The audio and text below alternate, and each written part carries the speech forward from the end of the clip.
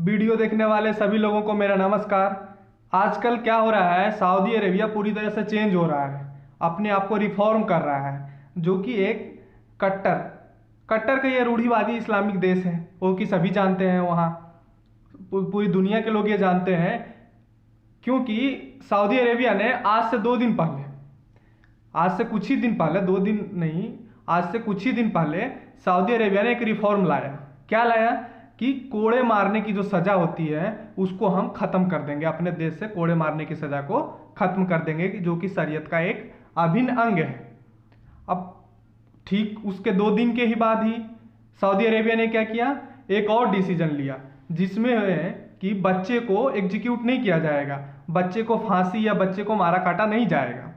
जो बच्चे क्रिमिनल होंगे, हालांकि सऊदी अरेबिया में क्रिमिनल की डिफिनीशन बहुत ही नैरो है, जो भी गवर्नमेंट के खिलाफ कुछ भी बोलेगा उसको टांग दिया जाएगा।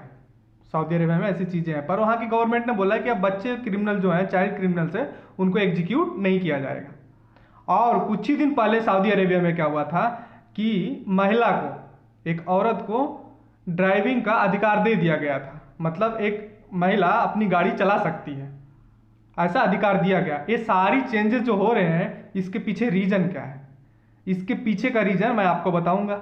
इससे पहले अगर मेरा चैनल आपको पसंद आए तो मेरे चैनल को सब्सक्राइब जरूर करिए। एक्चुअली सऊदी अरेबिया की गवर्नमेंट ये जानती है कि जो जीवाश्म ईंधन है, कच्चा तेल है, ये ज़्यादा दिन तक चलने वाला नहीं है। आने वाले 30 साल के अंदर अंदर लोगों की निर्भरता, देशों की निर्भरता जीवाश्म ईंधन या कच्चे तेलों से समाप्त हो जाएगी, क्योंकि ऑलरेडी देश या तो पर्यावरण के कारण बोलिए, या उनकी यहाँ उपलब्धता, जो स्रोत उपलब्ध है उसको यूज करना चाह रहे हैं, पर्यावरण भी उसमें बहुत बड़ा फैक्टर है। ये सब के कारण देश या तो मतलब ऊर्जा के दूसरे स्रोतों पे जा रही है। वहाँ के सभी कंट्री, जैसे भारत जैसा कंट्री जा रहा है सौर ऊर्जा पे, और रिमेनिंग कंट्री कोई पवन ऊर्जा पे, कोई टाइडल एनर्जी पे, जिसको जो उपलब्ध है। तो सऊदी अरेबिया जानती है, क्योंकि यह ज़्यादा दिन चलने वाला है नहीं तेल बेचना, क्योंकि उनकी अर्थव्यवस्था का सबसे बड़ा पार्ट क्या है, तेल से आमदनी होती है। दूसरा सबसे बड़ा पार्ट है जो इस्लामिक टूरिज्म होता है, लोग वहाँ जियारत करने, उम्रा करने, हज करने जाते हैं, उससे जो पैसा आता है। तो ये लॉन्ग टर्म नहीं हो सकता। और वही पैसे से गवर्नमेंट क्या कर रही है, पहले तो समुद्र वाले पानी को वो करती है, फिल्टर करके लोगों को देती है, पानी की वहाँ उपलब्धता बहुत कम है, उसमें बहुत बड़ा पैसा जाता है, और सब्सिडी देती है, जिससे कि लोग वहाँ फेथफुल बने रहे वहाँ के गवर्नमेंट के प्रति, क्योंकि वहाँ राजशाही है। और लोगों के पास स्किल्स नहीं है, वहाँ के लोगों के पास पैसे फ्री में मिल जाते हैं काम लायक, तो उनके पास स्किल्स भी नहीं है, सीधा खाना पीना सोया रहना उनका यही काम होता है ज़्यादातर लोगों का।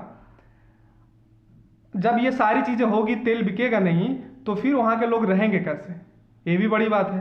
तो उसको रहने के लिए क्या है कि कमिंग फ्यूचर, भविष्य में वहाँ की गवर्नमेंट 2019 में एक एम की कि हम 429 बिलियन डॉलर का इन्वेस्टमेंट अपने कंट्री में कराएंगे प्राइवेट सेक्टर में, जिससे क्या होगा कि कंपनी आके यहाँ लगाएगी और जॉबें क्रिएट होगी, जिससे और इकोनॉमी पे ऑब्वियसली तेल का जो है वो गिरता जाएगा, और टूरिज्म भी बढ़ाने पे वो कोशिश की है। लेकिन कोई भी कंपनी आपके यहाँ प्राइवेट सेक्टर में इन्वेस्टमेंट तभी करेगी जब आपके यहाँ उसको फ्यूचर दिखेगा। आपकी जो सऊदी अरेबिया के जो ह्यूमन मानवाधिकार है वो बहुत कम है, कंपनी आना नहीं चाहती है, और 10 साल में उनको ये इन्वेस्टमेंट कराना है, और शॉर्टली कराना है, क्योंकि अब तो कोरोना के लिए भी वो डाउन हो रहा है।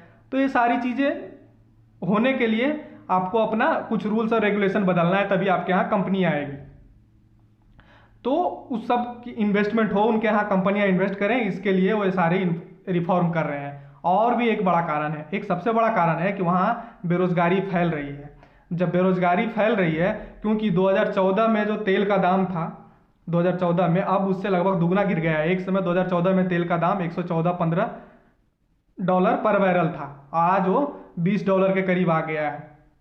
तो ऑब्वियसली है वो सारी चीज़ें हो रही है, तो वहाँ के लोग बेरोजगार हो रहे हैं। तो जब लोग बेरोजगार होंगे तो उनके पास काम नहीं रहेगा, तो काम लोग करेंगे क्या। आप कहिएगा कि ब्रिटेन, इंडिया, पाकिस्तान, बांग्लादेश, नेपाल से लोग जाके वहाँ काम करते, तो वहाँ लोग के लोग बेरोजगार कैसे हैं। तो पहली बात तो है वहाँ के बहुत सारे लोगों के पास स्किल्स नहीं है, जो काम ये लोग करते हैं जाके वहाँ नॉलेज ही नहीं है, और कुछ काम है जो करना नहीं चाहते हैं। तो ये सारी चीज़ें होने के लिए वहाँ इन्वेस्टमेंट होना ज़रूरी है। अगर इन्वेस्टमेंट नहीं होगा, लोगों को रोज़गार नहीं मिलेगा, तो लोग क्या करेंगे? गवर्नमेंट को गिरा देंगे। क्योंकि इंडिया पाकिस्तान इंडिया जैसे कंट्री के पास ये व्यवस्था है कि अगर आप गवर्नमेंट से खफा हो तो अगला चुनाव में गवर्नमेंट को हरा दीजिए, लेकिन वहाँ ऐसी व्यवस्था है नहीं।